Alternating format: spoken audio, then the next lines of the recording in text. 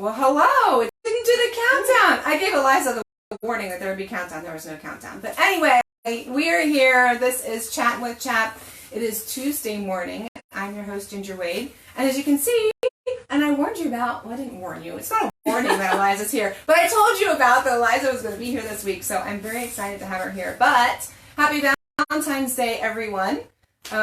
I have my red on. This is like my only red shirt. I do not own red. I don't wear red.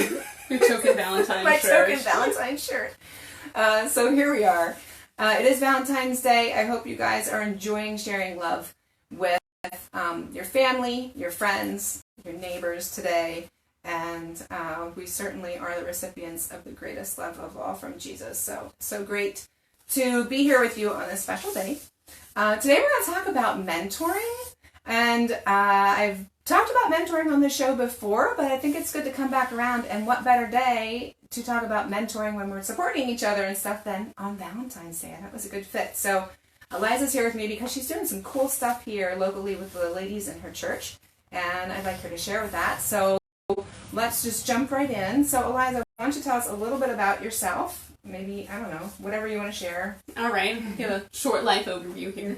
I was born to parents who became Christians after I was born, which made them radically rethink everything they knew about life, including how their children would be educated. And so they decided on this crazy journey called homeschooling. Back in the olden days when people would ask us where we went to school, and we said we homeschool, and we thought we home was a local school. Nice. So we have come a distance from then. No one thinks that my children go to a school named We Home anymore. So I met my husband 19 years ago on what we jokingly call a blind date with our whole family. And the Lord proceeded to bless us with 7 children, both through adoption and by birth. And Lord willing, we'll be adding 3 more through international adoption this year. So homeschooling has been a different journey than I would have expected. I'm not naturally a teacher, but I've really loved teaching them, and just I didn't know that the highs would be so high and the hard would be so hard. Yes. But it has been a good journey. Oh, good. That's great. So we're thinking about mentoring. I don't know, being a mentor or being a mentee. Did you earlier or even now? Have you been mentored? What is your experience with mentoring? Well, I grew up in this really close homeschooling community where, I didn't appreciate it as a child and a teen, but I look back and the parents were super invested in each other's kids. I mean, they really just spent time with us, and all the parents just valued each other's children really well. And so I had ladies who invested in me as a teen, and my mom certainly, was very intentional. She was my mom and my teacher. We were, as the homeschool mom knows, we were together all the time. And so she was investing a lot.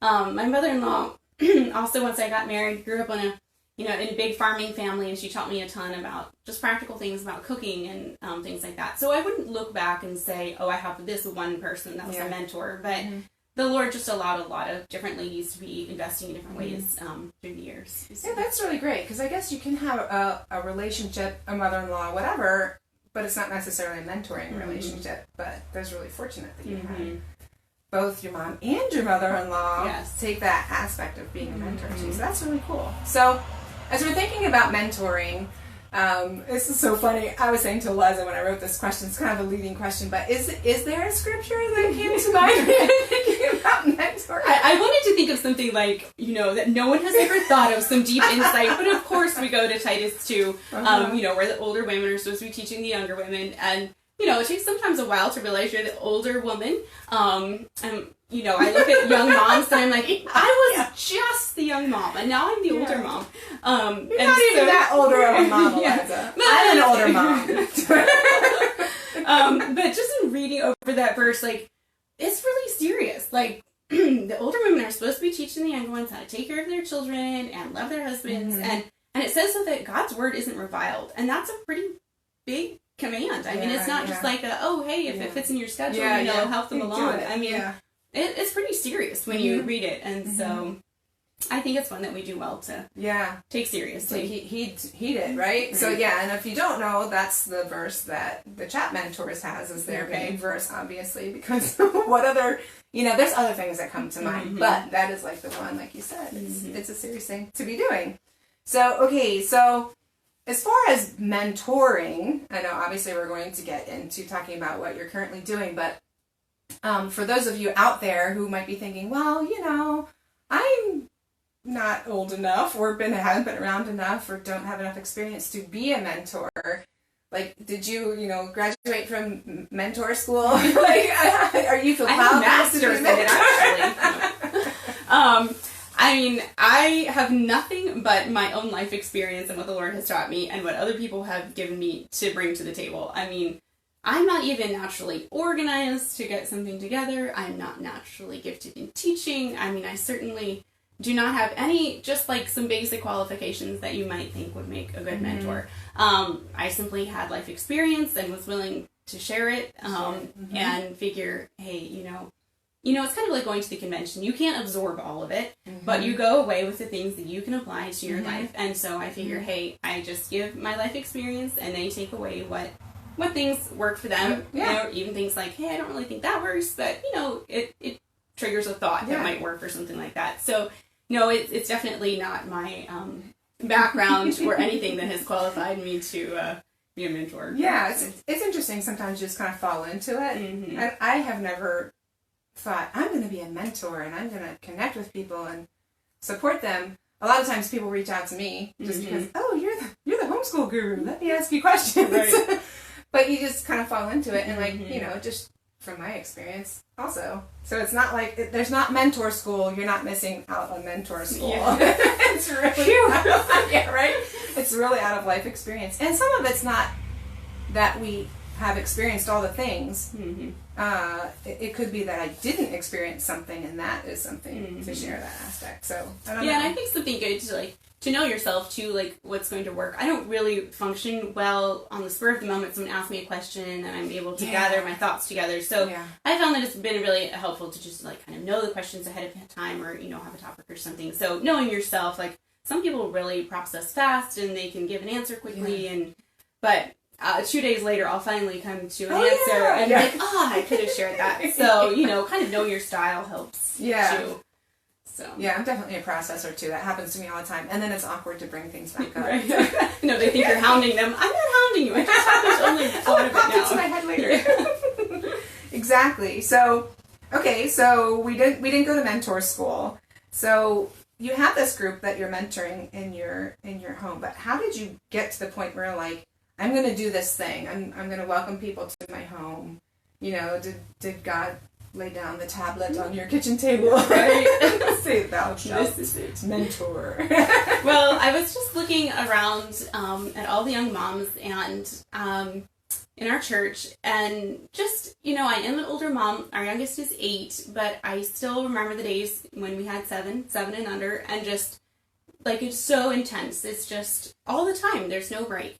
And you think that it will just be like that forever, and you can't even think that you will ever do anything, for 5 minutes at a time. I used to think, I'm never going to be able to just wash the dishes, without being interrupted.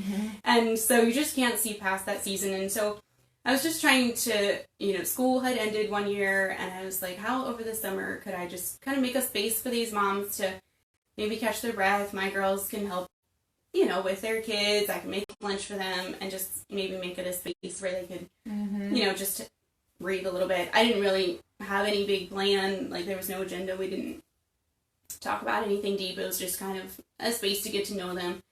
So I did that a few times over the summer. And I really didn't see it going beyond that. I have trouble in the school year, having people over. And so it felt like, oh, this worked for the summer. And then kind of the way that it grew was that school year went by, and then towards the end of the school year, some of the young moms said to me, hey, we have this vision.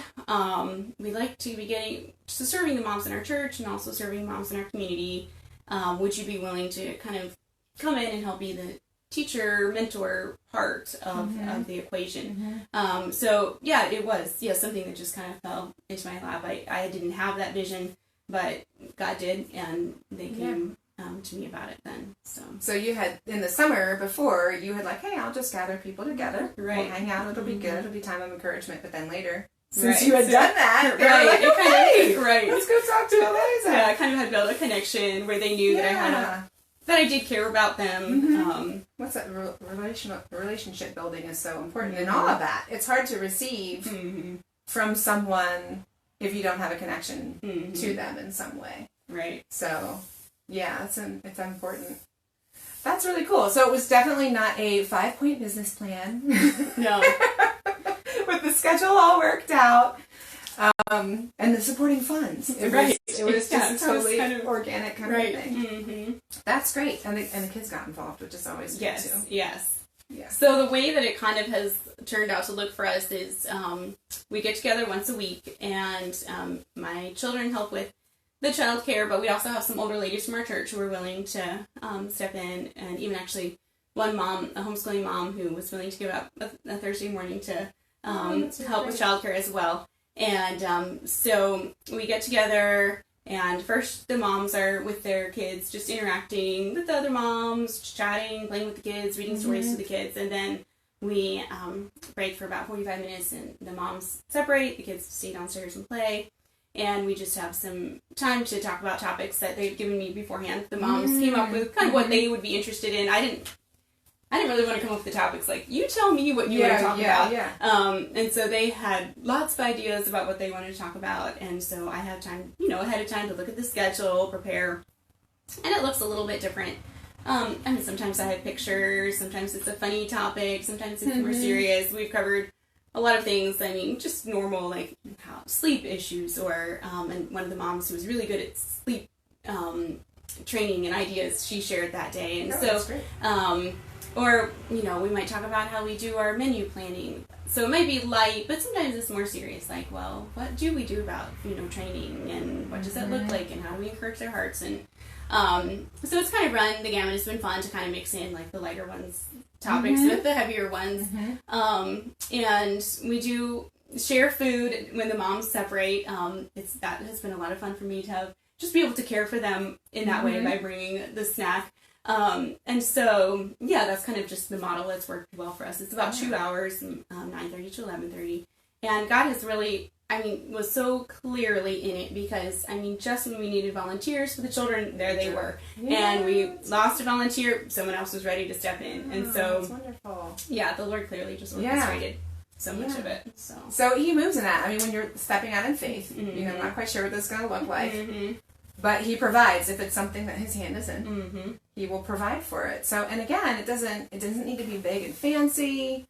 It doesn't need to be, all planned out for the whole year, and I think it's really great that it sounds like some of the other women are sharing too. When they have knowledge, they feel like they can share.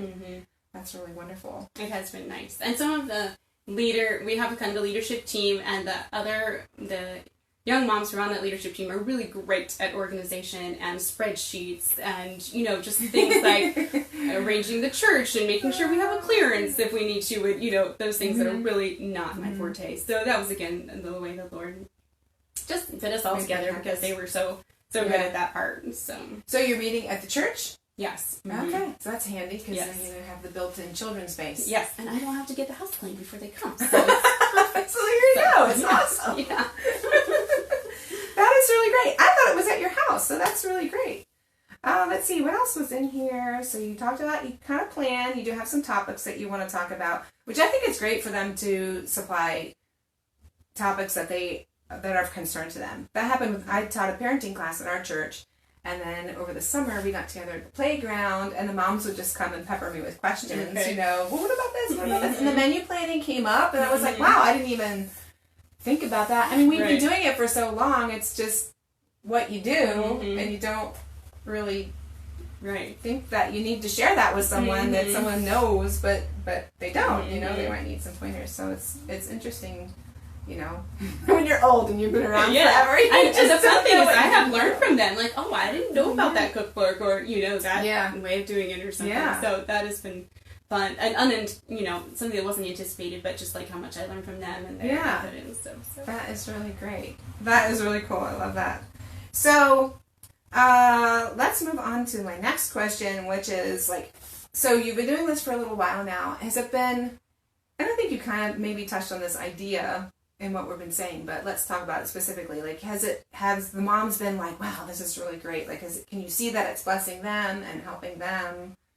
It has just been mutually really great. And when we started, I mean, there's 4 of us that are working on it together, and I'm the only old one, but we said, we kept saying, unless the Lord builds it, it just doesn't work. And so we have got to pray and just ask the Lord to really bless what we're doing if he wants this to thrive.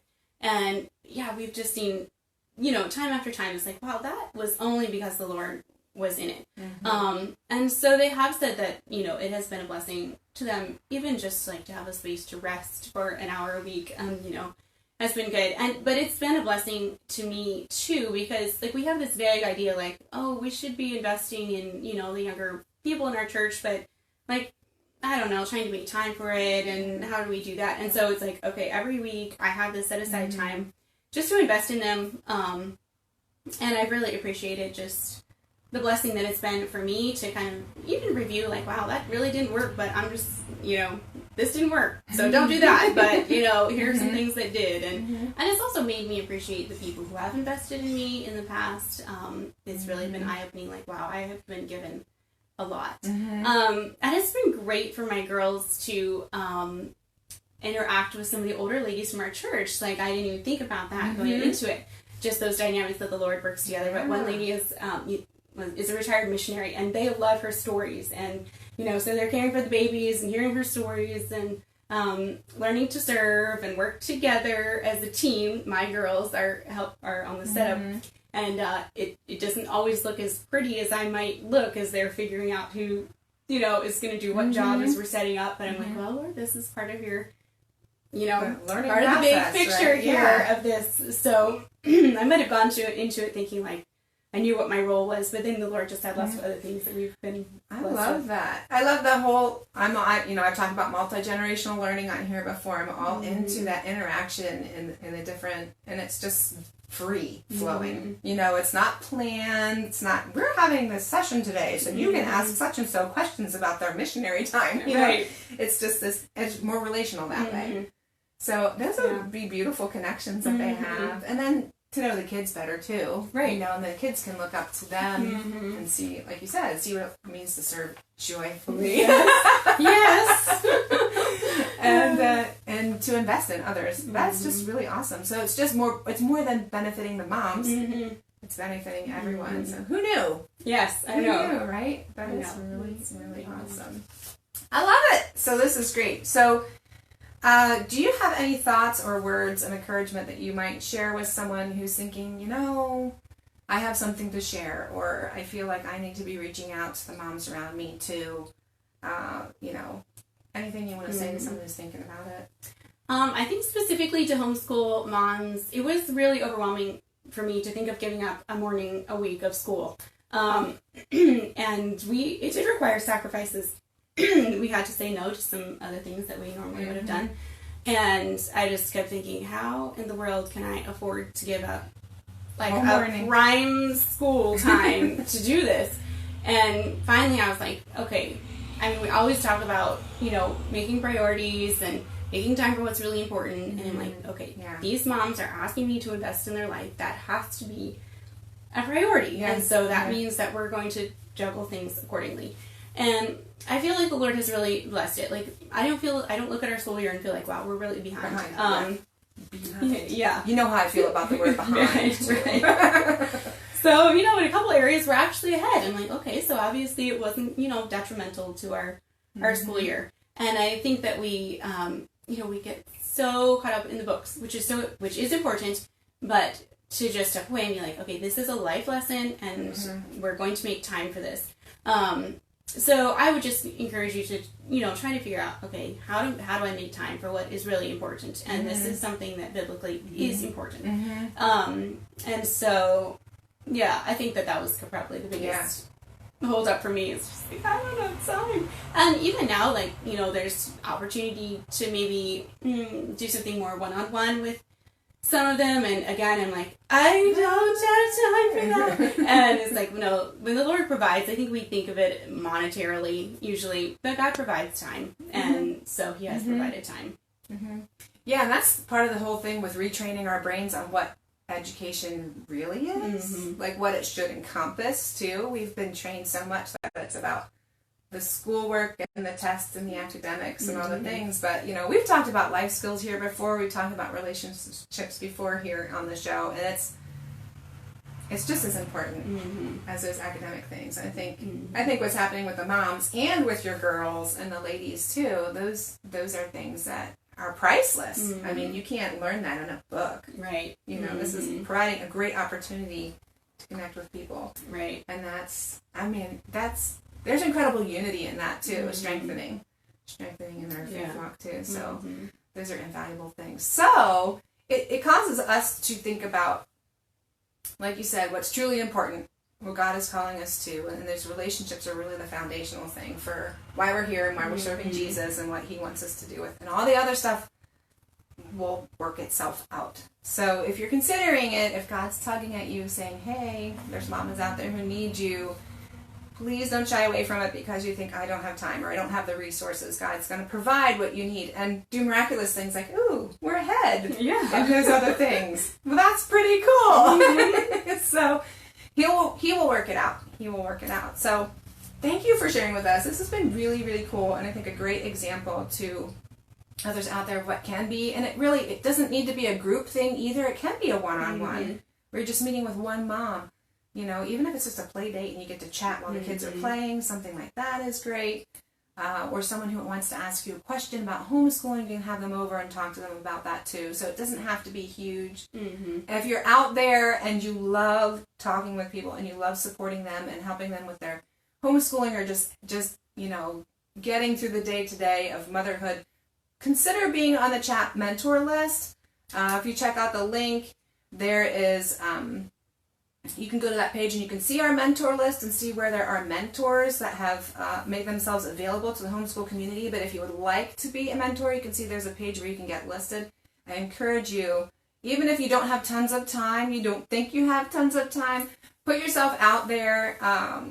And we would love to have lots and lots of moms available all over the state to be able to support homeschoolers in their journey, because it is challenging, and we do need the support of others. And I think it does encourage us to, stay to the path that God has put us on in biblical training and motherhood and all those things. So it's wonderful. It is wonderful. It's great to be connected with others. It's certainly a large part of our faith walk with Jesus is building those relationships with others as he asks us to build relationship with him too. So it's all part of the package. So I encourage you to step out in faith and do something brave that you might never think that you needed to do, but it will be a blessing to you, and it will be great. So is there anything else you want to share? I guess just one random thought here at the end. When I think back to the people who invested in my life as a teenager, it was just things like, coming alongside and helping them cook, put meals in the freezer for a family that had a child with a disability. But I learned so much about watching this mom interact with her child who had a really profound disability, and what their life looked like, and helping her cook and things like that. So it might not be a young mom. So maybe think out of the box. There might be a teenager in your circle even who you can just really invest in. And so I just don't want you to leave thinking I can only mentor a young mom. God might have other people in your circle that he would have you invest in. So that's great. That's great. And if someone approaches you, don't be afraid to say yes, right? And see where God will take you through it. So awesome. Thank you so much for joining me today. This has been really fun. Next week, we're going to talk about the word homeschool. I don't like it, and I'll explain to you why. Next Tuesday. So thank you for sharing your Valentine's Day with us a little bit. Love on your little ones today, and enjoy teaching them to follow Christ in all of life. And we will see you next Tuesday. See ya.